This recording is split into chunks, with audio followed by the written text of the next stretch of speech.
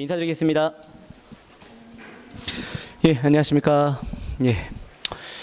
자, 우리 국가직 구급 문제를 우리 풀어냈고요. 자, 그 관련된 해설을 우리 함께 하려 합니다. 지금 제 카페에도 예, 항의 글이 막 빗발치게 올라오고 있습니다. 예. 네가 하란 대로 했는데 뭐 이렇게 어렵냐? 나 도대체 어떻게 공부해야 되겠냐? 뭐 저도 그에 대한 답변을 드려야겠죠. 말로만 얘기하기에는 좀 그래서 좀 글로 좀 써봤습니다. 그래서 좀 글을 읽으면서 제 의견을 대신해 볼까 합니다. 근현대사 문제 이렇게 어려울지 전혀 예상하지 못했습니다.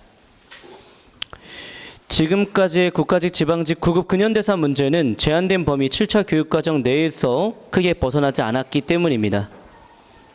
제가 수업 때에도 이렇게 얘기했습니다. 근현대사는 범위를 넘지 않는다.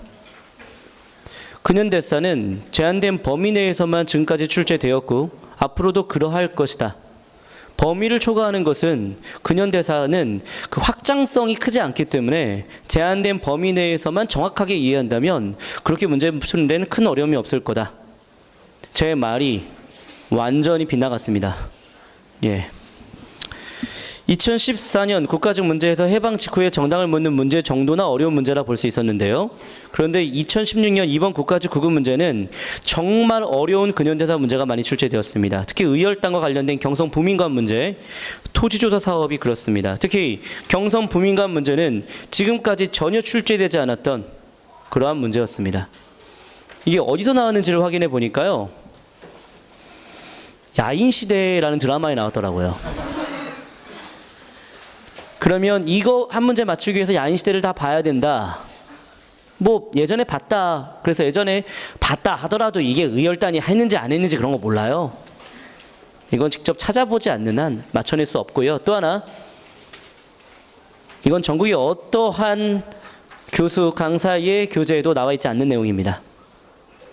예, 뭐 제가 여러분이 갖고 있는 필기노트 다 찾았는데요.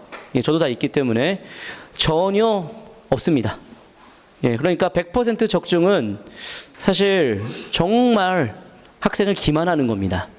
예, 100% 적중은 있을 수 없다. 절대 있을 수 없다. 왜? 경성 부민과는 전혀 다뤄지지 않았기 때문이다.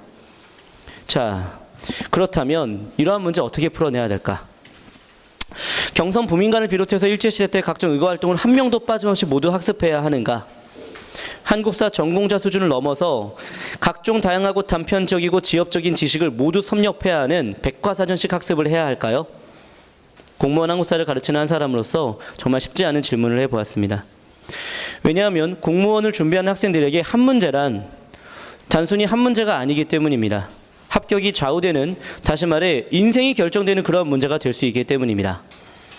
하지만 단언컨대 말씀드립니다. 그러한 방법, 백과사전실의 학습 방법은 적절하지 않습니다. 출제자가 작심하고 내는 문제는 신이 당신을 돕지 않는 한 예상할 수 없습니다. 만일 백과사전식 학습으로 그 한 문제를 맞춘다 해도 이미 그 과정에서 수험생의 밸런스는 무너질 가능성이 아주 높습니다. 다시 한번 말씀드린다면 그럼에도 불구하고 한 문제, 한국사 한 문제 소중합니다. 한 문제 때문에 합격하고 한 문제 때문에 불합격하는 많은 사례를 봤을 때 한 문제를 결코 소홀히 여길 수는 없습니다. 한 문제, 그 한 문제를 다른 사람보다 더 맞추기 위해서 기본적인 핵심 개념에서 더 심화된 학습은 반드시 필요하다고 생각합니다. 하지만 여기서 심화된 학습은 9급, 7급, 그리고 기타 직렬의 문제, 사복직, 교육행정직, 기상직 등등 여기서 다루고 있는 범위 내에서 학습이라 생각합니다. 한 문제를 더 맞추기 위해 국사편찬회에서 출판된 한국사 전공서적 40권을 여러분에게 다 소개하는 것이 과연 옳은 방법일까요? 솔직히 말씀드립니다. 공무원 한국사를 가르치는 한 사람으로서 제가 가르친 부분이 100% 적중되지 못한 점, 그 점은 진심으로 미안한 마음이 듭니다. 출제자가 작정하고 내는 문제 어떻게 적중할 수 있는가? 이렇게 반문할 수 있겠죠. 하지만 출제자가 작정하고 내는 문제를 우리가 수업장에 다루었다면 그 얼마나 기쁘겠습니까? 그런 점에서 이번 국가직 구급 문제는 많이 안타깝고 미안한 마음이 들게 만듭니다. 그럼 앞으로 저는 어떻게 가르쳐야 할까요? 학생을 합격시키기 위해서 어떻게 가르쳐야 할까요? 싱거운 답변입니다만 지금 하던 대로 하겠습니다. 우리는 기본반과 심화 수업을 통해 개념 학습을 마쳤고 작년 11월부터 4월까지 2,000문제 이상의 문제를 풀어냈습니다. 그리고 2016년 사회복지직 실제 시험을 안 본 학생들을 대상으로 구급 문제 풀기 했는데 98명의 수험생이 80점 이상을 득점하였습니다. 이번 국가직 문제가 상당히 어렵기 때문에 결국 합격선도 내려갈 것이며 이렇게 공부한 우리 수험생이 결코 상대적으로 불리하진 않을 거라고 확신합니다. 결국엔 상대평가라는 얘기잖아요. 고득점 맞으면 좋겠다 하지만 합격선이 한 80, 85점대가 됐을 때 90, 95점이면 문제가 쉽게 나왔을 때 100점보다 훨씬 더 유리하게 된다는 얘기인 거죠. 그래서 그 점을 저는 좀 강조하고 싶었습니다. 따라서 한국사 학습 범위를 무리하게 확장하지는 않겠습니다. 한 문제의 소중함을 알지만 한 문제를 더 맞추기 위해 다른 과목과의 밸런스를 결코 깨트리고 싶지 않습니다. 쉽게 출제되었을 때와 어렵게 출제되었을 때 어떤 상황에서도 상대적으로 우위를 점하는 것, 이것이 제가 생각하는 한국사 학습 전략입니다. 맞춰야 하는 문제는 모두 맞추고 실수는 절대로 하지 않도록 출제자가 작정하고 낸 문제는 이번 국가직의 경우는 한 3개 정도로 봅니다만 어떻게든 맞출 수 있도록 본인의 능력을 최대한으로 발휘하는 것, 이게 여러분들이 앞으로 시험 볼 지방직 합격의 저는 전략이라 생각합니다. 이렇게 되기 위해서는 지금까지 축적된 지식을 다시 확인해 보아야 합니다. 그래야 실수를 줄이고 시간도 단축시킬 수 있겠죠. 그리고 지방직 시험도 국가직 난이도로 나올 것을 대비해서 학습 범위를 지금 배운 내용의 약간 10% 정도는 넓힐 생각입니다. 무리하게 확장하지는 않습니다만 배웠던 내용만 똑같이 다루는 것이 아니라 약간 10% 정도는 좀 확장이 필요하지 않을까 생각을 해보겠습니다. 그리고 아직까지 다루지 않은 다양한 기출을 통해서 문제 해결력을 끝까지 극대화시킬 것입니다. 영화 최종병기 활에서 이런 대사 나옵니다. 바람은 계산하는 것이 아니다. 극복하는 것이다. 공무원 시험은 예상할 수 없습니다. 전혀 예상할 수 없는 작정하고 낸 문제가 나오기 때문이죠. 하지만 어떠한 문제가 나오더라도 대응할 수 있는 능력을 키우는 것, 그것이 제가 할 일이라고 생각합니다. 반드시 당신을 합격시키고 싶습니다. 어제 새벽에 4시에 썼던 글입니다. 약간 좀 의미심장한 글이라는 느낌을 좀 받나요? 예, 저도 좀 작정하고 썼던 글이라는 느낌을 좀 받나요? 많이 미안합니다만서도 어떻게든 고난이도 문제, 예상할 수 없었던 문제가 나왔을 때 맞추게 하는 것, 그 과정, 마지막 지방직 시험 대비 때 해야 될 일이 아닌가 싶었습니다. 여러분들 작년 국가직 해설 강의 할 때 인무렵 때 있었던 일인데요. 잠깐 그 상황 얘기 좀 드려볼게요. 제가 작년 국가직 해설 강의 했을 때 디스크가 파열됐습니다. 혹시 얘기 들어보신 분들 있을 텐데요. 근데 디스크가 파열된 상태에서 걷기가 어려운 상태에서 어떤 학생 한 명이 상담을 요청했습니다. 울면서 상담을 했던 학생이었습니다. 무려 1시간 이상을 상담했던 학생이었고요. 결국에는 저는 그 상담 끝난 다음에 더 고통스럽게 집에 가게 되었습니다. 집에 가자마자 결국에는 응급실에 가게 되었고요. 그래서 바로 입원을 해서 일주일 동안 병원에 있었던 기억이 납니다. 그 학생 어떤 결과일지가 굉장히 궁금했죠. 왜냐하면 결국엔 그 1시간의 상담은 제 디스크 파열과 맞바꾸는 시간 아니었습니까? 꼭 합격했으면 좋겠다 싶었는데 결국에는 합격을 이뤄내더라고요. 그래서 그렇게 마지막까지 상담한 그 학생, 그 상담이 결코 의미 없는 것이 아니었구나, 아주 큰 소중한 시간이었구나 라는 생각이 좀 들었어요. 제가 여러분한테 드리고 싶은 말씀입니다. 국가직은 끝났습니다. 좋은 결과를 낸 분도 있겠고 그렇지 않은 상황도 있을 텐데 어쨌든 여기는 부산 아닙니까? 또 여기는 또 부산에 지방직에 합격할 생각을 갖고 있는 분들이 또 있지 않겠습니까? 그러면 지나간 건 지나간 것, 그리고 앞으로의 지방직을 위한 그 과정에만 좀 초점을 맞췄으면 좋겠습니다. 반면교사 삼고 문제 풀어낼 때에 더 극대화시킬 수 있는 능력, 또 이 시간을 통해서 또 터득해내고 그렇게 하나하나 더 올려가는 과정에서 결국에는 합격을 만들어내는 것이 아닐까 싶습니다.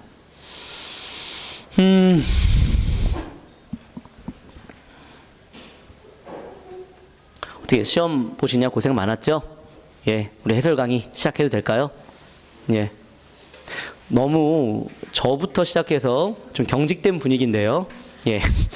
아니 근데 그렇다고 해서 박용규가 뭐 이거 한 두세 개 정도 적중 못 시켰다고 해서 졸라 씨발 새끼는 아니잖아요. 근데 결국에는 그 두세 개도 맞춰낼 수 있거든요. 예. 그 맞춰내는 과정 우리 한번 문제를 통해서 확인해 보도록 하겠습니다. 알겠죠? 예. 제가 그렇게 잘 나가는 사람은 아니지만 그래도 여러분들 정말 반드시 합격시키고 싶은 사람으로 좀 생각을 해주시고 완전히 100% 적중되지 않은 점, 예, 그 점도 넓은 양해를 부탁드리도록 하겠습니다. 예. 저는 강사는 겸손해야 한다고 생각해요. 왜? 100% 적중은 있을 수 없으니까. 그런데 학생한테 한 문제 한 문제는 얼마나 소중합니까? 그래서 항상 시험 볼 때마다 겸허하게 학생들한테 다가가고 반성할 건 반성하고 또 앞으로의 해야 될 것들은 또 다짐해 나가면서 그렇게 학생들한테 다가가야 한다는 생각을 해요. 예, 저 또한 그런 마음으로 지금 이 자리에 섰고요. 예, 자, 같이 함께 해설을 하면서 한 문제 한 문제 점검해 보도록 합시다. 예, 자, 1번. 가와 나에 들어갈 역사서. 이거는 좀 너무 쉬운 문제였죠. 예, 가는 우리 많이 봤죠. 고려시대 때에 가장 오래된 역사서 삼국 사기가 되겠네요. 본기, 연표, 지, 열전 이렇게 기전체 방식으로 쓰여졌던 것도 확인 가능하겠고요. 자, 두 번째 절은 충렬왕 때에 승려가 작성했기 때문에 특히 민간 설화와 불교에 대한 내용이 많았다는 것을 통해서 삼국유사 잡아낼 수 있겠죠. 자, 삼국사기는 고조선 없는 거고요. 자, 또 고구려 계승의식을 강조한 것은 바로 동명완평 같은 것이 되겠죠. 예, 삼국사기는 고구려 백제 신라 다 소개했지만 특별히 삼국사기는 신라 계승의식을 갖고 있었죠. 3번에 삼국유사가 민족적 자주의식을 고양시켰다는 것은 모르신 분은 없을 거라 생각합니다. 4번에 도덕적 합리주의를 표방했다. 삼국사기가 그러했죠. 예, 정답은 그래서 3번 되겠습니다. 우리는 삼국사기와 삼국유사를 비롯해서 고려시대 때 역사서를 원문으로 봤었습니다. 예, 그래서 사료의 원문으로 좀 확인하면서 그렇게까지 나올 거라 예상을 하면서 공부를 했던 건데, 자, 우리가 공부했던 것보다는 좀 쉽게 나왔네요. 예, 자, 2번 가볼게요. 밀추칭 그에 대한 설명인데 정방폐지 사림원 설치 소금의 전매제. 예, 이거는 뭐 사실 공민왕에 대해서만 공부할 게 아니라 원간섭기 때의 대표적인 왕 충선왕에 대해서도 좀 이해를 해야 되는 거잖아요. 그래서 크게 어렵진 않았을 거라 생각합니다. 그래서 만권당을 통해서 당시 충선왕 때에 학술 교류를 했다. 특히 우리는 만권당이 고려에 있는 것이 아니라 원나라 연경에 있었다는 것까지 확인했었던 거네요.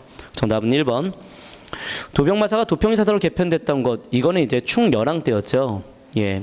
예전에 문제를 통해서도 확인해 봤던 것 같은데요. 3번에 천령 이북의 영토 기속 문제를 계기로 해서 요동 정벌을 단행하였다. 이거는 이제 최영 장군이죠. 최영 장군이 고려 우왕 때의 모습이었습니다. 4번에 기철을 비롯한 부원 세력을 숙청했고 자주적 반원 개혁을 추진하였다. 이건 공민왕이 되겠죠.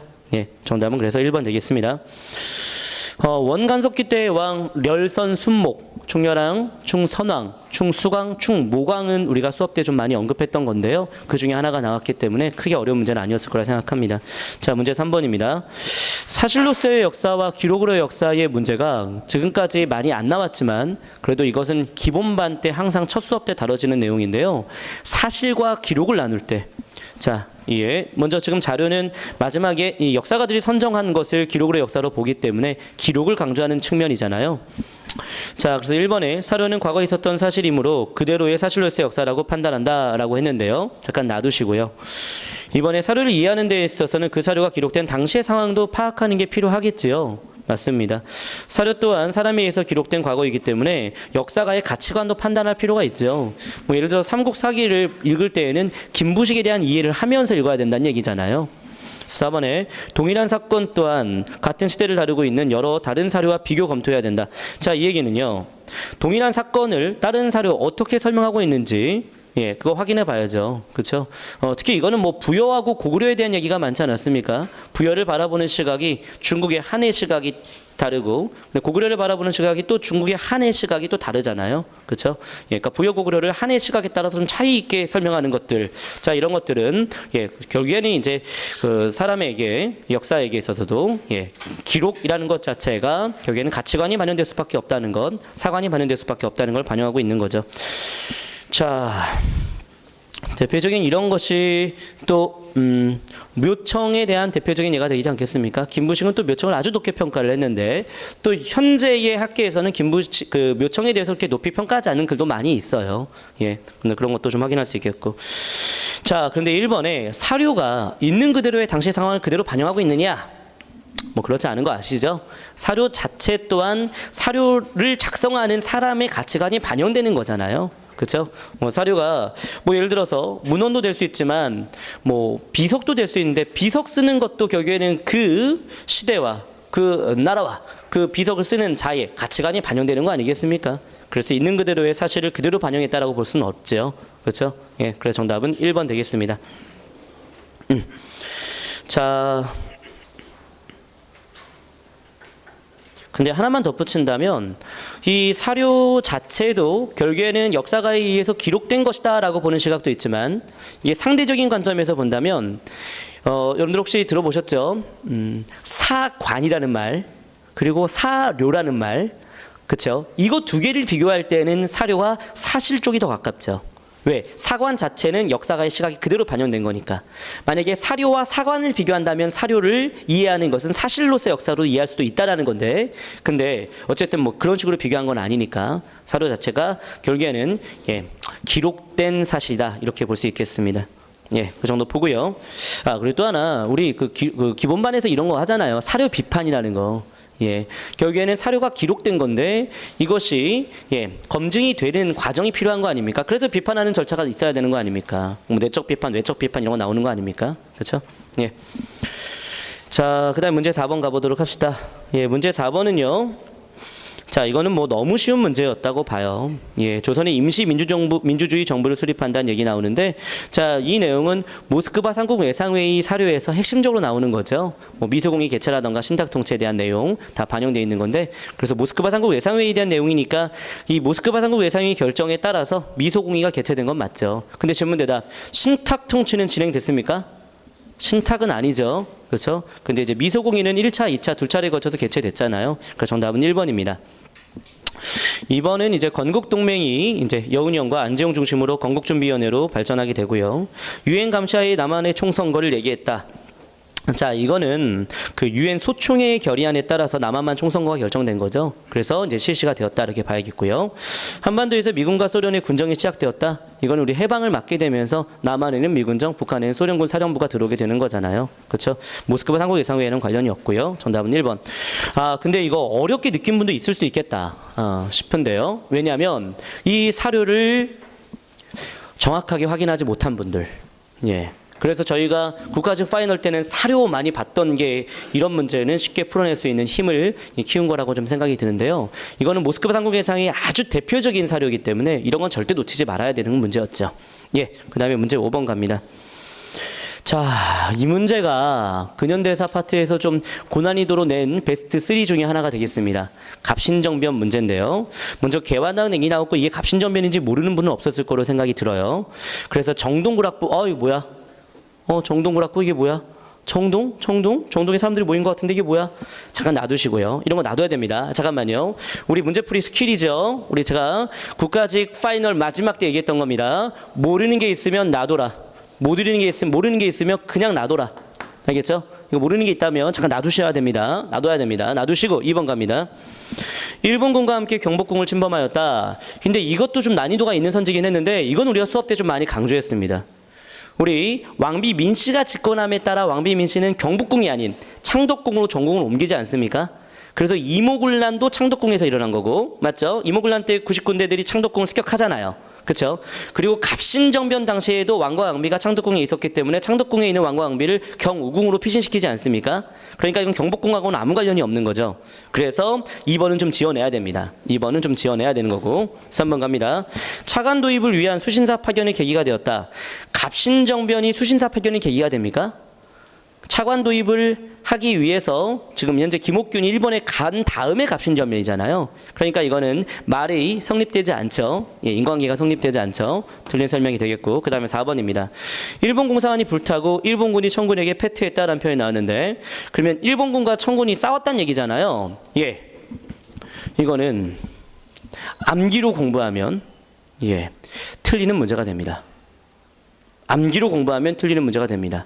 그래서 역사를 공부할 때에 최대한 이해로 접근해야 될 필요가 있어요. 그 당시의 상황을 머릿속에 그려볼 수 있을 정도가 돼야 됩니다.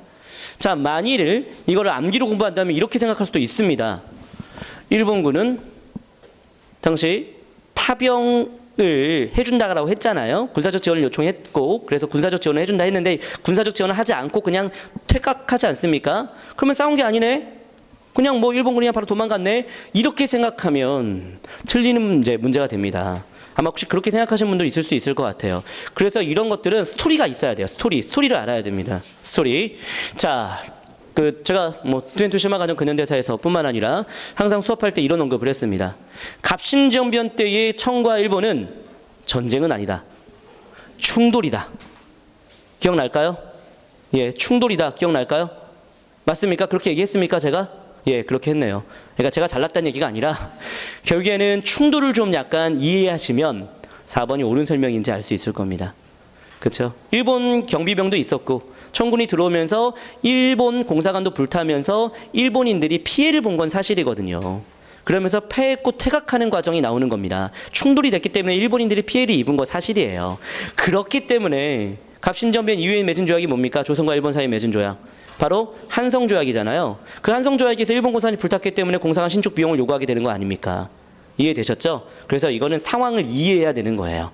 그래서 이제 4번이 옳은 설명이 되겠습니다. 단편적으로 암기로만 공부하면 이런 문제 못 맞춰내요. 그래서 지금 출제자가 좀 더 역사에 대한 정확한 이해가 필요하다는 것을 좀 요구하고 있는 것 같습니다. 이 출제자가. 예, 1번은 뭐냐? 정답은 이제 4번이 되는 거죠. 자, 4번이 확실히 맞다라고 판단한다면 1번으로 가지 않는 거예요.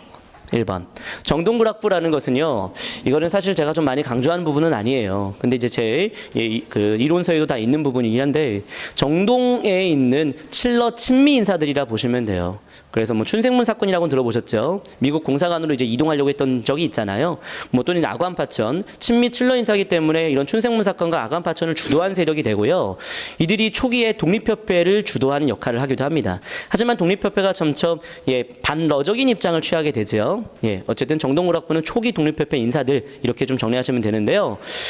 뭐 이거는 이제 그 정도로 참고하면 될 것 같고요. 예, 그다음에 이제 이론서를 좀 읽어보신 분들은 정동굴학부가 이런 역할을 했었지 이렇게 생각하면 되는데 솔직히 얘기해 봅시다. 갑신정변하고 정동굴학부는 아무 관련이 없죠. 그렇게 해서 틀리게 해도 됩니다. 알겠죠? 예, 그렇게 하시는 것도 필요할 것 같고요. 자, 그래서 5번 같은 경우는 솔직히 말하면 이거는 갑신정변에 대한 상황을 머릿속에 그려진 상태에서 문제 풀어내는 그런 과정이 좀 필요했던 것 같아요. 예, 이거는 문제 해결력만이 아니라 약간 그 상황에 대한 이해가 좀 필요했던 문제였습니다. 자, 6번 갑니다. 6번 틀리신 분들 조금 있더라고요. 근데 여러분들은 이건 암기예요. 이건 암기예요. 이건 암기입니다. 이거 암기하는 상태에서 뭐야 이렇게 왜 이렇게 어려워 이렇게 생각하면 안 되는 거예요. 이건 아주 기본적인 암기 사항이었기 때문에 이런 문제는 절대 틀리지 말아야 될 문제입니다. 이런 문제 틀리면 안 되는 거예요. 실수를 줄여야 되기 때문에. 방공령에 대한 규정은 제가 수업 때 엄청 강조하잖아요. 1883년 조율통상장정 개정에서 3가지가 나오죠. 자, 뭐였습니까? 관세 규정 나왔고 방공령 사중 규정 나왔고 하나 더 뭐 들어갔어요? 최국 대우가 들어갔죠. 그 얘기니까 이건 76년이 아니라 83년으로 가야 됩니다. 뭐 조율통상장정 개정이라고 해도 되지만 어쨌든 이름이 중요한 게 아니라 이건 연도가 중요한 거였어요. 방공령 규정이 들어간 건 83년으로 가야겠죠. 그래서 정답은 1번 되겠고 2, 3, 4 예, 다 옳은 설명이니까 넘어갈게요. 한청통상조약도 저희가 수업 때 좀 했었죠. 대한제국 수립된 이후에 청과의 대등한 조약. 예, 이렇게 하시면 되겠고. 자, 그 다음에 7번 갑니다. 7번은 절대 틀리지 말아야 될 문제죠. 예, 이거는 정답은 2번으로 가시면 되겠고요. 나머지는 전혀 다 관련이 없으니까 해설지 참고하시면 되겠습니다. 잠깐만. 근데 4번 선지가 좀 좋은 선지 나왔더라고. 복신과 도침이 당시 사비성에서 당나라 군대를 공격하였다.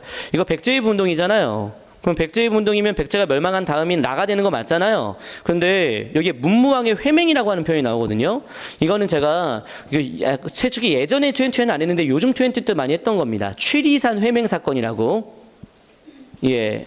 그 예전 20 때는 안 했고 요즘 20 때 언급했던 거예요.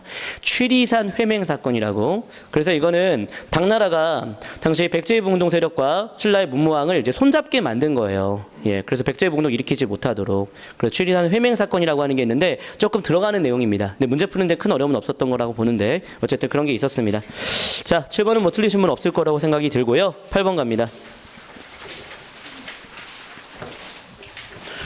8번 문제 제가 난이도를 1밖에 안 했는데요. 자, 왜 그랬냐면 이거 자료가 어려워도 솔직히 우리 자료 이거 수업 때 했던 겁니다. 그쵸? 섬에다가 뭐 말, 뭐 소, 그다음에 돼지 이런 것들을 이제 기르다가 활로 싸워 잡아먹은 이거 이제 사료에서도 많이 봤던 건. 근데 사료 모른다 하더라도 발문에서 조건을 줬잖아요. 통일신라라고. 그렇죠? 통일신라 시대 때에 이렇게 살았던 사람은 귀족이겠죠, 당연히. 그러면 통일신라의 귀족이라고 한다면 정답은 4번 되겠습니다. 시급은 확실히 맞을 텐데, 뭐 시급은 뭐 공신도 되고 왕족도 되겠지만, 뭐 시급 귀족들로도 볼 수 있겠죠, 그렇죠? 그다음에 이제 전장. 예, 전장은 아주 대규모의 농장을 말하는 거라 보면 돼요. 근데 잠깐만, 정장은 모른다도 맞출 수 있어요. 왜? 1번에 관등 승진의 상한선이 아창까지였습니까? 올라가는데 상한선 없죠? 그렇죠? 이벌창까지 올라갈 수 있죠. 그 다음에 2번에 도당 유학생은 육두품이죠. 3번에 돌무지 덧널무덤은 신라 초기인데 갑자기 통일신라 때 왜 나옵니까? 통일신라 때는 굴식 돌방무덤으로 가야죠. 화장이 또 유행했다 이런 표로 나와야겠죠. 근데 4번에 시급과 전장, 당연히 귀족들의 특권이라 볼 수 있겠죠. 전장을 모른다 하더라도 1, 2, 3번 지어내고 당연히 귀족들의 특권으로 연결하면 될 것 같습니다. 아무튼 전장은 이제 전이 이제 밭전자가 되거든요. 예, 그래서 아주 대규모의 농장으로 보면 되는 건데 뭐 이런 거 모른다고 해서 정답 다른 거로 고르진 않겠죠. 예, 그 다음에 이제 9번 갑니다. 반가웠습니까? 9번은 좀 반가웠어야 됩니다. 예, 왜냐하면 이건 제가 수업 때 지금까지 많이 안 다뤘다. 하지만 공부해야 된다. 그리고 일간 동행에서도 제가 최근에 올려놨던 겁니다. 이거 시험 전주에 올려놓은 거예요. 일간 동행에서. 예, 임진왜란의 전개과정. 혹시 일간 동행 때 이거 보신 분 한번 손 들어 보실래요? 예, 그래 극소수이긴 한데요. 예, 그래도 어쨌든 봐주신 분들은 감사하고요.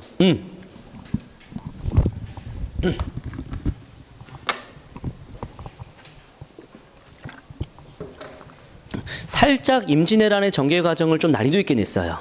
단순하게 임진왜란과 정유재란 비교하는 게 아니었고 이건 임진왜란 내에서의 세부적인 전개 과정을 갔습니다. 그래서 이거 뭐 이렇게 많은 해설지들 좀 보니까 저는 해설지를 좀 늦게 쓰긴 했는데 그리고 다른 해설지를 좀 참고한 부분도 있었습니다. 근데 다른 해설지를 보니까 이거 몇 월 달에 몇 년 몇 월 달에 막 이렇게 써놔요. 근데 솔직히 그렇게 외워서 풀었습니까? 이거 몇 년 몇 월 달 이렇게 외워서 푸신 분 있습니까? 아, 그럼 머리 뽀개지죠. 그렇죠? 근데 우리 이해로 갔죠? 예, 좋습니다. 잘했습니다. 자, 그래서 보시면 가장 먼저 들어갈 것은 먼저 옥포 한산도가 되는 거잖아요. 예, 그거 승리한 다음에 일본이 내륙으로 들어오려고 했지요. 진주로 들어오려고 했던 걸 막아내지요. 그렇죠. 김시민과 곽재우였습니까? 그렇게 막아낸 다음에 조명연합군이 평양을 함락하고 그 다음에 내려오는데 결국에는 명나라는 벽제에서 패하게 되잖아요. 권유를 혼자 행주에서 지켜내지 않습니까? 그래서 행주대첩 이렇게 연결하면 되겠습니다. 자, 리디니기. 예, 좋습니다. 정답은 4번. 이제 10번 갑니다. 이거 틀리신 분은 없겠죠? 아주 기본형 문제였습니다. 예, 대동법에 대한 얘기, 뭐 대납 이런 표현 나오잖아요. 대동법은 인조 때가 아니라 언제입니까? 바로 광해군 때 처음 시행된 건 다 아시죠? 객관적인 사실 판단. 1, 3, 4 다 옳은 설명이니까 넘어갑시다. 3번은 여러분들 대동법 때 항상 하는 언급이잖아요. 대동법은 이제 정기적으로 공납을 납부하는 걸 뭐라고 합니까? 정기적으로 낸 거. 상공이잖아요. 그 상공이 바로 대동법에 따라서 이렇게 바뀐 거고 그거 말고 별공과 진상은 대동법 시행된 이후에도 여전했던 거죠. 예, 그렇게 보시면 되겠고요. 자, 11번 갑니다. 11번도 괜찮았죠. 뭐 순도 잡아내면 되긴 했지만 어쨌든 전진과의 수교. 그렇죠? 전진을 받아들인 왕 바로 수리수리마 소수림 불교 나와라 율령 나와라 태양 나와라 수리수리마 소수림 이 암기법 괜찮았습니까? 예, 뭐 이 암기법 혹시 시험 볼 때 생각났다 살짝. 아우 몇 명 계셔요. 그래요 고맙습니다만 예, 근데 아주 극소수네요. 예. 자, 아무튼 그래도 암기법 기억해 주셔서 감사하고요. 예, 뭐 소수리망이니까 뭐 율령 반포 태학 설립 정답은 3번 되겠습니다. 신집은 이제 영양왕 때 수나라 격퇴하는 과정에서 7세기쯤으로 보면 되겠고요. 진대법은 다 아시죠? 2세기 고국 천왕이 되겠고요. 자, 외에 종이와 먹을 제작 방법. 자, 이거는 담징이긴 합니다. 근데 담징의 시기까지 연결한 적은 솔직히 저는 없던 것 같아요. 담징이 호르사 금당벽화 그리면서 당시 먹이라던가 이런 거 종이 이런 거 전해준 거는 배웠어요. 우리 고구려는 픽처, 그래서 고구려 픽처 이렇게 연결했잖아요. 그런데 얘기합니다. 저 시기 다른 적 없어요. 자, 먼저 시기는 7세기이긴 합니다만 시기 다른 적 없어요. 근데 하지 마세요. 왜? 3번이 확실히 맞는 얘기잖아요. 소수리망으로 연결되는 건 3번밖에 없잖아요. 그렇죠? 예, 담증은 7세기이긴 한데 그런 거 몰라도 문제 풀 수 있다는 얘기입니다. 알겠죠? 자, 12번 갑니다.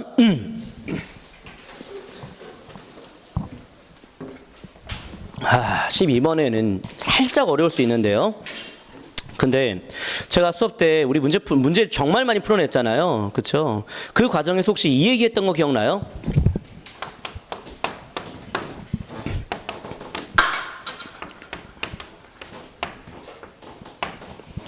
시기와 해석이 충돌되면 뭐부터 우선시하라? 시기라고 얘기했죠. 왜? 시기는 객관적인 팩트이기 때문에 이것은 그 누구도 논쟁이 될 수 없다. 기억나십니까? 이렇게 가야겠죠. 자, 무슨 얘기냐면 여러분들 솔직히 얘기해 봅시다. 신민부에 대종교 인사들이 있는 거 어떻게 알아요? 이건 추론이에요. 추론. 참정신할 때의 신민부잖아요. 그 신민부가 북만주에 있는 신민부에 대종교인들이 있는 것 당연히 중광단, 북로군정서군 그 활동했던 대종교인들이 그쪽으로 갔으니까 그렇겠다라고 생각을 할 수 있지만 또 아닐 수도 있잖아요. 그렇죠. 그런데 4번 선지는 한국 독립군이 활동했던 시기는 20년대가 아니잖아요. 그러니까 답은 4번으로 가야지. 맞습니까? 시기와 해석이 충돌될 때는 시기로 정답을 가야 됩니다. 그렇죠? 실제로 확인해 보면 뭐 이제 중강남 북로군 정서 활동했던 사람들이 결국에는 이제 북간도 간도 참변 이후에 북만주로 간 다음에 자유시 참변을 겪게 되지 않습니까? 그 자유시 참변 이후에 신민부가 결성된 거니까 결국엔 당연히 대종교인들이 여기에 참여하는 거죠. 이번에 봉오동 전투는 연합 부대의 승리였다 보시면 되겠고, 민족일당운동으로 국민부, 이거 많이 강조했어요 여러분들. 국민부와 혁신회가 20년대 후반이에요, 30년대 초반이에요? 20년대 후반이고, 그렇죠? 한중연합작전이 나와야지 30년대 초반으로 가죠. 그럼 이거 20년대 후반이니까 20년대 만주라 얘기할 수 있는 거 맞잖아요. 그러니까 정답은 4번으로 갈 수 있겠습니다. 자, 문제 13번 갑니다. 자, 이건 틀리신 분 거의 없겠죠. 그렇죠? 조선 후기 때 신분사회의 동요를 반영하고 있고요. 경제조가 설치된 거는 미친 거죠. 예, 조선 후기가 아니라 조선 전기고, 경제소는 17세기 때 폐지되죠. 그렇죠? 예, 그렇게 하시고 1, 2, 4번이 다 조선 후기인 건 다 괜찮죠? 예, 이런 부분들은 여러분들 크게 힘들지 않았을 거라 보고요. 14번 갑니다. 14번 예술입니다. 여러분들 모친상당에서 3년간 상복을 입은 건, 을사사화로 어지러워서 관직생활 접은 건, 자, 이거 갖고 이게 누군지 알아요? 아니, 모친상 당하면 다 3년상 치르지 않아요? 예, 이거 잡아내야죠. 소수서원. 이거 수업 때 많이 언급했죠. 주세붕의 백운동 서원의 사회건이 명종 때까지 언급했었죠. 그래서 소수서원으로 발전시켜냈다는 것은 누굽니까? 이황의 이예요. 이황이라는 거 잡아냈는데요. 예, 그렇게 하시면 됩니다. 자, 그래서요. 예, 이황에 대한 얘기인데 1번에 서리만국론. 야, 솔직히 여러분들 서리에 대한 폐단 비판했던 거, 이거는 좀 자세히 책을 좀 읽어보면 되는 부분이긴 한데, 좀 솔직히 말하면 저도 좀 많이 강조 안 했던 부분이에요. 이건 뭐 조식이라고 하는 분이 좀 그렇게 했대요. 예. 그 다음에 2번에 구도장원공, 이것도 제 책에 있는 부분이긴 한데 9번 과거급제에서 합격했던, 장원급제했던 사람은 바로 이였던 건데요. 율곡 이. 근데 3번에, 자, 1번, 2번은 모른다 하더라도 확실히 이황은 주리론이잖아요. 이황은 주리론이잖아요. 자, 제가 많이 강조한 이유 알겠죠? 확실한 게 정답입니다. 애매한 건 놔두시고 확실한 걸 정답으로, 알겠죠? 확실한 게 정답입니다. 확실한 걸 정답으로 가셔야 돼요. 알겠죠? 애매한 건 놔두시고 확실한 걸 정답으로. 알겠죠? 예, 그래서 14번의 정답은요, 예, 3번으로 갈 수가 있겠습니다. 자, 그래서 14번의 정답 3번으로 했고요. 자, 여러분들 출제의 의도가 바로 이가 아니라 이황에 대한, 예, 인물사 연구라 보시면 되겠죠. 뭐 이황과 이에 대해서 다 살펴봐야 될 필요가 있긴 한데, 어쨌든 자, 4번 갑시다. 뭐 이거는 이제 뭐 서경덕에 대한 얘기라 하는데 하지 마세요. 하지 마. 예, 이황이 주리예요, 주기예요? 주리잖아요. 그러니까 4번은 아닌 걸로 가야 되는 거죠. 예, 그렇게 하시면 되겠습니다. 그래서 정답은요 3번 되겠습니다.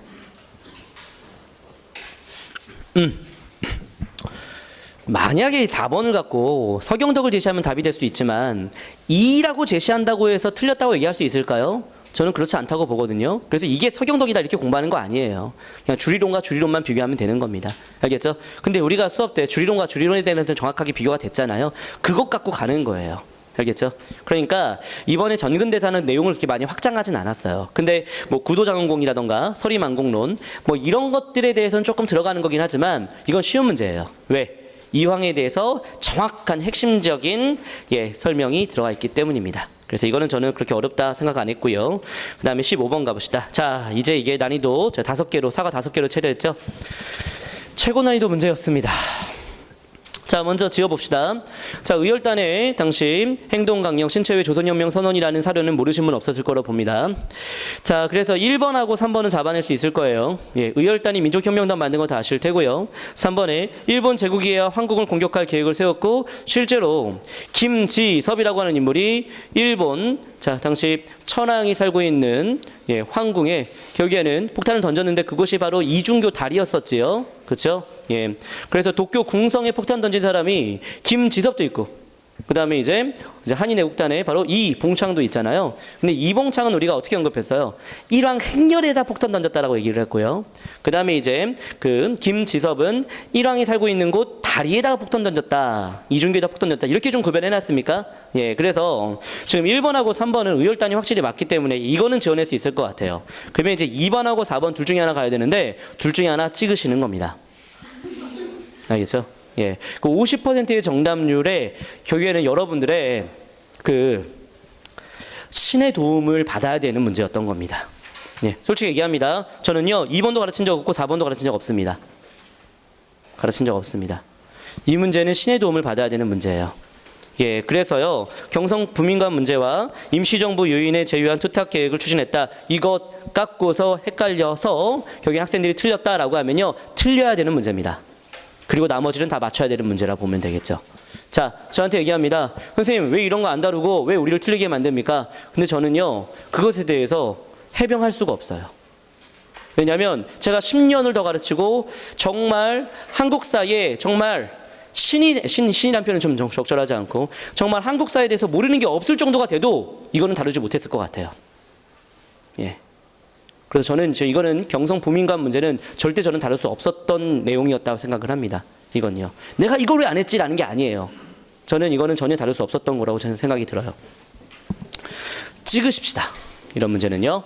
찍어서 틀리셔도 됩니다만 맞춘다면 50%의 확률로 맞춰야 되는 문제였습니다. 솔직하게 얘기합니다. 알겠죠? 예. 학생 탓할 수 없는 문제입니다. 이건 출제자가 의도적으로 틀리게 만든 문제입니다. 100점 못 맞추게 만드는 문제입니다. 예. 그리고 시중에 나와 있는 어떠한 노트에만 너무나 치중하지 않게끔 하는 문제이기도 합니다. 네. 왜냐하면 결코 이 문장이 없었거든요. 근데 이거는 뭐 다른 모든 책들도 다 적용되는 상황이긴 한데, 자, 그래도 말씀드릴게요. 자, 솔직히 저는 맞췄을까요? 저를 너무 띄엄띄엄 보는 거 아닙니까? 선생님? 저는 맞춰요. 왜냐면 저는 영어를 안 하잖아요. 저는 국어를 안 하잖아요. 그럼 한국사 어떻게든 맞춰내야지. 그렇죠. 저는 맞추긴 했어요. 저는 어떻게 생각했냐면 제가 문제 푸는 과정을 한번 말씀드릴게요. 1번과 3번은 지웠어요. 근데 2번하고 4번 뭐야 이거? 뭐야? 학생들 완전 여기도 시간 다 엄청 걸리겠네. 막 걱정이 됐어요. 그러면서 학생들 나를 엄청 탓하겠구나. 막 이렇게 걱정되면서 약간 미안하면서 초조하면서 학생들 어떻게 얼굴 보지 막 이렇게 생각함. 근데 그래도 혹시나 연상하는 학생이 있지 않을까. 신채호. 신채호는 임시정부에 활동했던 인물 맞습니까? 맞잖아요. 임시정부에서 당시 이승만이 하고 있는 많은 여러 가지 행위에 대해서 비판하면서 그 임시정부의 새로운 방향을 모색하기 위해서 국민대표회의 소집을 건의한 사람이 신채호 아니었습니까? 그렇죠. 예. 그런데 결국에는 창조파로서 임시정부에서 이탈하긴 하지만 초기에는 임시정부에서 활동하지 않았습니까? 그 임시정부에서 활동했던 신채호가 의열단 행동강령까지 썼던 거면 좀 의열단과 임시정부가 좀 관계가 있는 활동이라고 좀 생각할 수 있지 않을까요? 실제로 그랬습니다. 예. 실제로 이 신채호는요 2개의 활동을 같이 해냈어요. 근데 의열단이 직접적으로 가담한 건 아니지만 그래도 행동강령을 써줬잖아요. 그렇죠? 그리고 여러분이 알고 있는 뭐 김상옥이라던가 나석주라던가 이런 사람들도 임시정부 인사들과 좀 관계가 있긴 했었답니다. 특히 나석주가 임시정부의 경호원 출신이었대요. 그런데 솔직히 그거 어떻게 알아요? 그냥 저는 신채호 좀 떠올렸던 것 같아요. 시행착오가 떨리면서 좀 관계 있지 않을까라고 연상해서 저는 좀 풀어냈어요. 왜? 경성부민관은 전혀 들어보지 못했기 때문에. 알겠죠? 그래서 정답을 2번으로 가시면 되겠습니다. 경성부민관은 앞으로도 출제될 수 없어요. 예, 지금까지 전혀 예상할 수 없었던 주제였기 때문에 예, 그래도 좀 말씀을 드리면요. 자, 경성부민관은 대한애국 청년당원이라고 합니다. 1945년 7월달, 그러니까 해방을 맞기 직전의 마지막 의거활동으로 볼 수 있거든요. 이 경성부민관이 어딘지를 확인해 보니까 이게 1934년, 35년 그쯤에 일본 총독부에서 만든 그 극장이더라고요, 극장. 그래서 여기서 많은 예술활동을 좀 보이는 그런 극장의 역할을 했기 때문에 그래서 여기를 폭탄을 던진 거더라고요. 이게 이제 해방 이후에 뭐 지금은 여기를 이제 서울시 의회 건물로 쓰고 있더라고요. 예, 아무튼 그런 내용이 나오고 좀 찾아봤는데요. 지금 경성부민관의 건물을 어떻게 쓰고 있는지 이게 7차 교육과정 근현대사 천재교육 책에 있더라고요. 찾아보니까. 근데 천재교육책에서 나와 있는 건데 자, 제가 한번 말씀 좀 들어볼게요. 경성부민관을 제가 사진을 좀 찍어왔는데 어떻게 나와 있냐면 태평로 중구 태평로 일가에 있는 서울특별시 의회 건물인데 자, 이게 경성부민관으로 문을 열었는데 각종 집회나 공연을 했대요. 그리고 광복 후에는 미국 사령관으로 썼대요. 미군 사령관. 미군정이 여기 들어왔다는 얘기죠. 그 다음에 1950년부터는 국회의사당으로 썼대요. 국회의사당. 근데 이제 여의도에 국회의사당이 만들어지잖아요. 그래서 이제 그 이후부터는 세종문화회관 별관으로 사용되다가 그 다음에 지금은 서울시 의회로 쓰고 있답니다. 근데 어마어마하게 현재 서울시 의회 건물로 쓰여져 있는 것이 역사적으로 어떤 활동을 했는지가 나와 있지만 여기에 많은 문장 중에서도 지금 경성부민관에 폭탄을 던졌다는 얘기는 없어요. 그렇죠? 이거 맞출 수 있는 문제가 아니에요. 이건요. 맞출 수 있는 문제가 아니었다 생각합니다. 어쨌든 경성부민관은 이 정도 이해하시면 될 것 같아요. 예. 자, 그 정도 보시고요. 그 다음에 이제 잠깐만. 하나만 더. 그럼 15번 문제 같은 경우는 지원할 건 지원했죠. 1, 3번은 지원했죠. 결국엔 2번과 4번 싸움이었잖아요. 2번과 4번 싸움이었잖아요. 우리가 수업 때 좀 이렇게 배웠어요.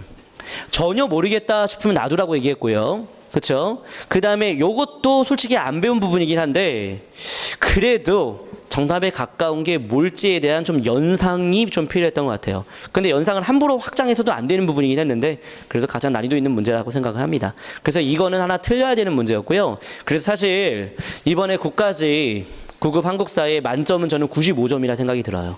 95점. 100점은 좀 사실 힘들었던 문제라 생각이 좀 듭니다. 이 문제 때문이기도 하고요. 예. 자, 그 다음에 16번 가보도록 합시다.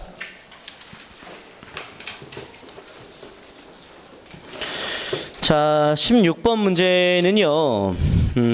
솔직히 얘기하면 매일신보가 약간 난이도 있는 약간 좀 지엽적인 신문이긴 했어요. 이게 이제 저도 자세히 보니까 제 책에도 있긴 하더라고요. 이승만이 당시 협성회회보 이거를 이제 확대 개편해서 만든 최초의 민간 신문으로 좀 제 책에도 있긴 한데 그게 중요한 게 아니었던 것 같아요. 매일신보가 1898년에 있었던 최초의 일간지 1898년부터 99년까지 있었던 그 신문으로 보면 되긴 하는데 저는요 솔직히 말하면 그 매일신보랑 매일신문은 다른 거죠. 매일신문 이거 모른다 하더라도 풀 수 있는 문제라 생각이 좀 들어요. 그래서 우리 수업 때 이거 많이 하지 않았습니까? 문제 해결력 하는 과정에서 옳지 않은 것은 세계가 묶인다. 했습니까? 안 했습니까? 옳지 않은 것은 세계가 묶인다. 그런데 우리가 수업 때 많이 얘기했어요.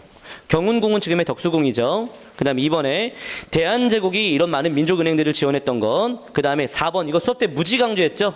한성전기회사는 한미 합자이기 때문에 대한제국이 운영하고 있다는 것.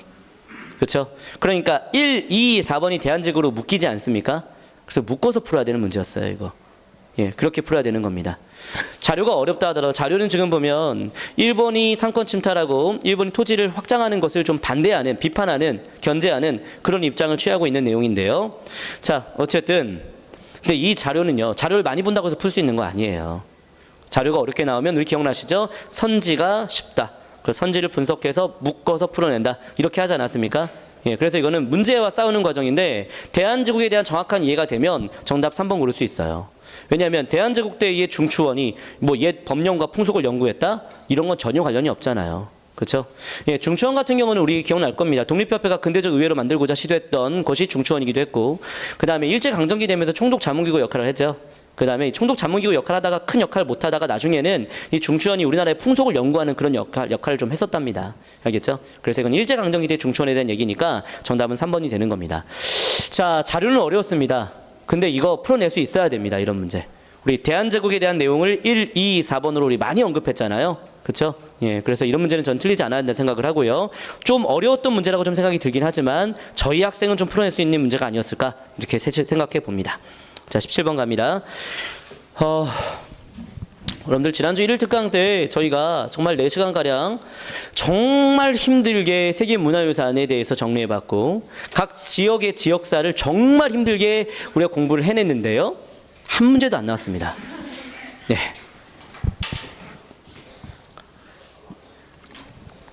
저 너무 솔직하지 않습니까?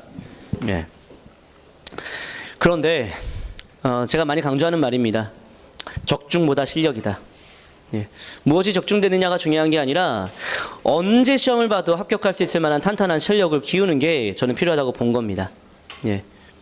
그래서 여러분들 많은 해설지를 보면 항상 해설지 밑에 내가 가르친 뭐 책과 문제 중에 어떤 게 적중되었고 이런 거 다 써내요. 근데 저는 의미 없다고 봐요. 결국에는 아무리 그걸 써내도 학생이 그걸 못 맞추면 끝인 거잖아요. 그렇죠? 예. 그래서 저는 정말 중요한 건 바로 뭐냐면 언제 시험을 봐도 안정적으로 90점대 이상을 유지할 수 있는 실력이라고 생각이 들어요. 실력. 자, 제가 지난주에 했던 1일 특강 때 했던 유네스코 세계문화유산과 지역사는요. 언제나 나올 수 있는 주제입니다. 이번 국가직은 안 나왔지만 지방직에는 반드시 나올 걸로 예상이 드는데요. 안 나올 수 있지만 그 내년엔 나올 수 있을 거라 보고요. 네. 근데 여러분들 이런 마음은 조금 여러분들이 좀 헤아려 줬으면 좋겠어요. 예, 강사들도 아주 치열한 경쟁이거든요. 근데 그럴수록 학생의 실력이 더 중요하다고 생각하는 그 마음은 좀 변하지 않았으면 좋겠다 생각이 들거든요. 예, 그래서 여러분들 지난주에 받았던 것들도 계속해서 공부해 내시면 좋겠습니다. 근데 지난주에 혹시 이 얘기는 하지 않았습니까? 강화도에 있는 참성단 초제. 그쵸? 그 얘기는 하나 살짝 기억났을까요? 참성단 초제, 이게 풍수와 관련된 거예요. 도교 행사예요. 도교 행사잖아요. 그쵸? 예, 풍수하고는 아무 관련이 없는 거잖아요. 그래서 17번의 이의사상 바로 뭡니까? 산세와 수를 통해서 뭔가 주택 도읍 정한다. 바로 풍수지리설 모르시는 분은 없었을 테고 그래서 1, 2, 3 당시에 풍수지리설이 이 역할을 했던 거 맞고요. 4번의 초제는 풍수와 관련이 없는 도교 행사라 보시면 되겠죠. 정답은 4번 되겠습니다. 고려의 초제도 그렇고 조선의 초제도 그렇고 다 도교 행사입니다. 예, 이렇게 되고요. 근데 1번이 조금 생소한 사료이긴 해요. 선지라고 해요. 이 신라 말기에 안전된 사회를 염원하는 일반 백성의 인식이 반영되었다. 신라 말기 때 굉장히 혼란스럽지만 내가 살고 있는 지역이 명당이라고 하면 좀 마음의 평안이 있지 않겠습니까? 그래서 안정된 사회를 염원하는 백성의 인식도 반영된 거 맞습니다. 자, 그 다음에 18번 갑시다. 예, 18번은 전시과 많이 얘기했죠. 그렇죠. 이거는 경전 전시과 문종 때가 되는데 이것도 약간 디테일하게 공부를 좀 했었어야 되는 거예요. 자, 혹시 이거 기억나시죠? 여러분들 이 전시과가 과거제와 밀접한 관련이 있었잖아요. 그렇죠? 잠깐만요. 과거제가 어느 왕 때 시행됐습니까? 시작. 광종 때였고 과거제가 시행되면서 사색 공복이 나오죠. 우리 이 사색 공복 암기까지 했었죠. 자, 뭐였습니까? 자비청왕이 아니라 자단비록이 되겠죠. 자단비록. 그러면 이 과거와 공복이 반영되는 게 이제 시정전시과가 되는 거잖아요. 그렇죠? 그래서 이거는 시정전시과라 얘기해야 되겠고요. 그 다음에 니은의 산직은 우리 문제를 통해서 많이 언급했죠. 이건 전직관리예요, 현직관리예요? 전직관리가 배제됐다. 예, 되겠고요. 자, 그 다음에 디귿의 전시의 지급 액수는 전부 다 계속해서 감소되는 건 당연한 얘기 아니겠습니까? 그렇죠? 더 늘어날 수는 없는 거잖아요. 지금의 이제 공무원 연금이 늘어날 수 있겠습니까? 계속 줄겠죠. 그러니까 빨리 합격해야죠. 그렇죠? 자, 그 다음에 리을에 무반과 일반 군인에 대한 대우가 전반적으로 향상되었다라고 되어 있는데 이게 좀 헷갈렸을 것 같아요. 그런데 리을이 아닌다 하더라도 니은 디귿이 없잖아. 맞죠? 예. 그러니까 이거는 생각보다 어려운 문제는 아니었던 것 같아요. 만약에 니은 디귿이 있었으면 좀 헷갈렸을 것 같아요. 예, 근데 이건 제가 수업 때도 좀 많이 얘기했죠. 자, 시정전시과, 개정전시과, 경전전시과에서 개정전시과 때가 바로 거란하고 싸우는 시기이기 때문에 그때 군인전이 지급되고, 그쵸? 그 다음에 경전주가는 전쟁이 끝난 거야. 전쟁이 다 끝났으니까 거란과 싸우는데 큰 공을 세운 사람들 우대해줘야 되지 않겠습니까? 그래서 무반의 대우가 좀 더 개선되었다. 이렇게 좀 표현했던 것 같은데 그 내용이었던 것 같습니다. 자, 그래서 정답은 니딜이 그렇게 크게 어렵지 않았던 것 같고요. 그 다음에 19번 갑니다. 솔직히 말하면 저 이거 완전히 적중했다고 좀 자랑하고 싶은 거긴 한데 창해군에 대한 내용인데 근데 사실 너무나 쉬운 문제였긴 했어요. 뭐냐면 대부와 박사 같은 경우는 위만이 집권하기 전부터 있었잖아요. 이것도 제가 수업 때 이렇게 얘기했었죠. 요령을 빼앗겼어. 하지만 부왕에서 준왕으로 왕위 세습과 상대부 장군 박사 뭐 이런 관직이 등장하게 된 것도 결국에는 위만이 집권하기 전이라는 것은 좀 많이 강조했죠. 그러니까 기억이 되겠습니다. 자, 니은의 창해군이 좀 생소했을 거예요. 네, 잠깐 놔두세요. 창의군 현세했고 놔두시고 디귿에 이거 확실히 맞죠? 그렇죠? 위만조선이 이런 특징이잖아요. 철기의 본격적 수용, 중개무역에 있다는 이득. 그러니까 정답은 기디가 되는 거 맞잖아요. 그렇죠? 그러니까 사실 창해군이 조금 어려운 선지였는데 약간 보기를 너무나 쉽게 해놨어요. 그래서 정답은 1번 되는데요. 자, 창해군 얘기해 봅시다. 이거는 저희가 2&2 심화과정 때 좀 언급했던 부분이에요. 필기에도 항상 제가 썼던 부분입니다. 창해군. 자, 창해군. 근데 이제 그게 중요한 게 아니라 뭐 사실 창해군은 뭐 그렇게 어려운 건 아니었고 자, 고조선이 멸망하기 전에 바로 한나라에 의해 결국엔 투항한 세력들이 있었으니 그들이 바로 창해군이었고 하지만 창해군은 결국에는 빨리 반환을 했기 때문에 빨리 없어지긴 했었다는 건 그리고 이제 한 무제가 고조선을 완전히 멸망시킨 다음에 그때는 낭랑, 임돈, 현도, 진번 한 4군이 설치가 되는 거죠. 그렇죠? 이렇게 되는 거라니까 창해군 설치는 자 고조선이 멸망하기 전 나로 가야겠습니다. 자, 그 다음에 비파용동호와 고인돌 이거는 청동기 문화를 바탕으로 만들어진 거잖아요. 그러니까 청동기 시대니까 결국에는 가로 가야죠. 나 시기는 청동기가 아니라 철기잖아요. 그렇죠? 그래서 정답은 기디 되겠습니다. 정답은 1번 되겠고요. 자, 네, 잠깐만 한번 확장해 봅시다. 예. 위만조선은 세력을 확장하여 임둔과 진번을 복속하였다. OX. 예. 5죠, 5. 그렇죠. 낭랑, 임둔, 현도, 진번이 한 사군인데 임둔과 진번은 하나의 지역명으로도 볼 수 있잖아요. 그래서 그 지역을 위만조선이 점령을 했고 결국엔 고조선이 멸망한 다음에는 한 사군이 설치됐을 때 또 나오는 거죠. 그렇죠. 그러니까 창의군이 나왔기 때문에 그런 부분들도 좀 언급될 수 있을 거라고 보기 때문에 잠깐 언급한 겁니다. 알겠죠? 임둔, 진번을 위만조선이 복속했다는 표현도 있습니다. 예, 기억하시고 자, 이제 문제 20번 갑니다. 자, 이게 이제 근현대사 최고 난이도 문제 베스트 3 중에 하나가 되겠습니다. 그러니까 베스트 3가 아까 얘기했던 갑신전변 관련된 문제, 갑신전변을 이해해야지만 풀 수 있는 문제였고요. 두 번째는 이제 뭐 경성 부민관, 이건 뭐 틀릴 수밖에 없는 문제라는 말씀 좀 드렸고요. 마지막이 이 문제인데 저는 개인적으로 이 문제 맞춰야 한다 생각을 합니다. 이 문제는요. 이 문제는 맞춰야 한다 생각을 합니다. 예. 자, 왠지 말씀드릴게요. 임시토지조사국 이거 우리 수업 때 했었죠. 사료에서 봤었고 사료 분석 때 어떻게 얘기했습니까? 임시토지조사국에서 조사를 한다. 임시토지조사국장 이런 얘기 나오면 무조건 일제강점기 1910년대 토지조사 사업으로 간다 이렇게 갔었죠. 그래서 이게 토지조사 사업이라는 것을 모르진 않았을 거예요. 그렇죠. 모르진 않았는데 토지조사 사업에 대한 구체적인 그 내용이 좀 파악이 힘들었던 걸로 좀 봅니다. 1번부터 4번 갑니다. 토지와 임야를 함께 조사했다.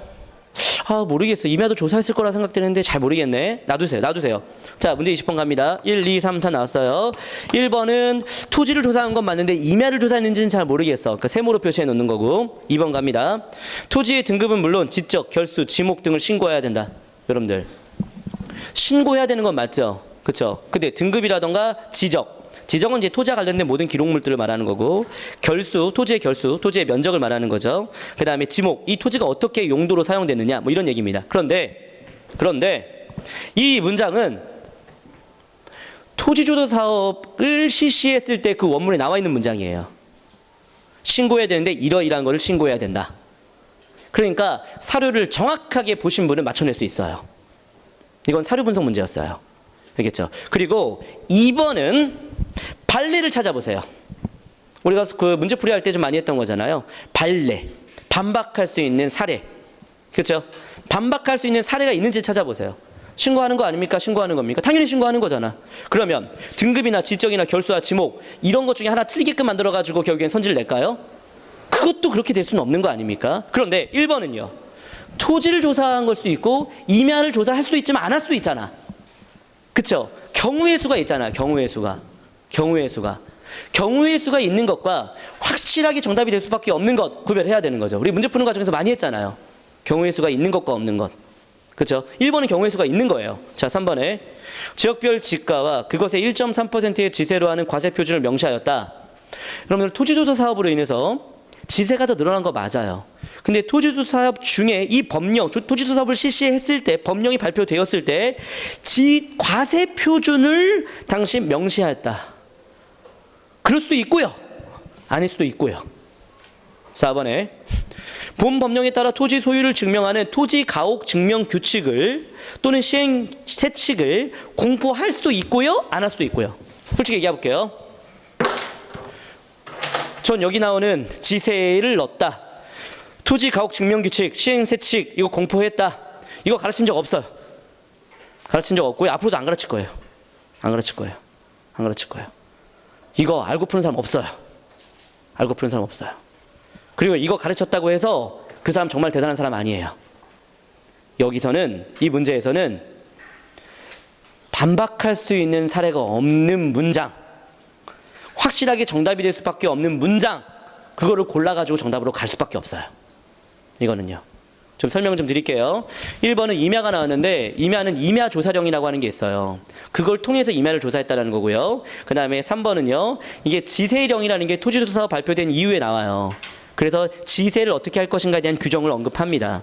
4번은요. 토지 가옥 증명 규칙이라든가 시행 세칙 이건 통감부 시절에 1906년에 발표하더라고요. 저도 솔직히 까놓고 얘기할게요. 저는 대학에서 학사, 석사 다 밟았습니다. 그런데 저 이거 배운 적이 없어요. 예, 배운 적이 없어요. 근데 배운 적이 없어도 저 이 문제 풀었어요. 예. 근데 여러분들도 솔직히 말하면 배운 적이 없어도 풀 수 있다고 생각을 해요. 여러분들의 지식이나 제 지식이나 거의 크게 차이가 없다고 봐요. 그런데 문제 푸는 스킬, 문제풀이 능력, 확실한 것, 반박할 수 없는 선지, 그걸 정답으로 골라가는 과정에서 답을 찍어내야 되지 않았을까 이렇게 생각을 하는데 좀 어려운 문제이긴 사실이 맞습니다. 예, 아무튼 그렇게 해서 정답은 2번으로 갔으면 좋겠습니다. 자, 어떤 학생 물어봅니다. 근현대사 너무 어려웠습니다. 그러면 선생님이 가르쳐줬던 대로 근현대사 공부했고, 하지만 근현대사 너무나 많이 틀렸고, 그러면 근현대사 공부 어떻게 해야 되겠습니까? 이런 것까지 다 공부해야 되겠습니까? 예, 토지 가옥 증명 규칙 공부해야 되는 겁니까? 제 대답은 이렇습니다. 공부하지 맙시다. 그 공부한다고 해서 그 한 문제 더 맞춘다고 해서 합격되지 않습니다. 다른 과목의 밸런스 깨집니다. 결국에는 국어와 영어를 유지하셔야 되고 선택 과목도 끝까지 유지해내야 되는데 이거 하나 더 공부하는 과정에서 결국엔 다른 공부할 시간 뺏깁니다. 그래서 이거 다른 학생 다 틀렸습니다. 예. 그리고 결국에는 다 틀리는 것 하나를 더 맞추기 위한 싸움은 문제 해결력이 있다라고 좀 말씀을 드릴 수 있겠습니다. 다양한 문제를 풀어내는 과정에서 최대한 정답으로 가는 과정, 예, 이 과정을 저희가 함께 해야 되지 않겠다 생각해 봅니다. 지방직 파이널은 이렇게 진행하겠습니다. 다음 주부터 시작하는 지방직 파이널은 제가 교재 다 무료로 드릴 겁니다. 빈칸 채우기 이미 다 만들어 놓은 거 있는데 거기에 10% 좀 확장해서 드릴 겁니다. 배운 것 다시 한번 확인할 거고요. 조금 더 확장할 거고요. 그리고 역대 기출로만 또 갈 겁니다. 역대 기출에서 여러분들이 안 다뤘던 조금 생소하지만 자, 이렇게 문제 해결력이 필요한 문제들 중심으로만 매주 1회분씩 같이 함께 라이브 모의고사로 볼 거고요. 2회분 모의고사는 이제 숙제로 좀 내주는 복습 모의고사로 좀 드리겠습니다. 3회분의 모의고사 계속 실시할 거고요. 그리고 하나씩 실수 줄여내는 배운 것 다시 한번 확인하고 약간의 확장은 좀 해볼 수 있는 그러한 과정으로 6주 프로그램 준비하도록 하겠습니다. 자, 그래서 국가직 좀 많은 아쉬움이 남고요. 예, 많은 좀 미안함도 좀 있는 시험이었습니다만 지방직에서는 이런 얘기가 나오지 않도록 저도 더 열심히 준비하도록 하겠습니다. 자, 여기까지 해서 지방직 그 전에 국가직 이제 9급 모의고사 해설, 9급 기출 문제 해설 마치도록 하겠습니다. 수고 많이 하셨습니다. 감사합니다.